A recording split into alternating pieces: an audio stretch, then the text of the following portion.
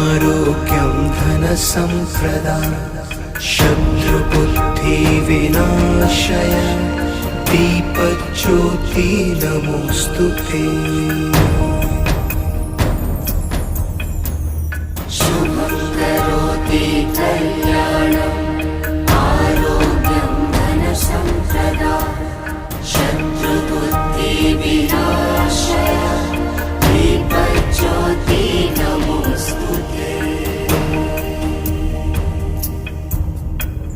शुभं करोति कल्याणम् आरोग्यं धनसम्प्रदा शत्रुबुद्धिविनाशय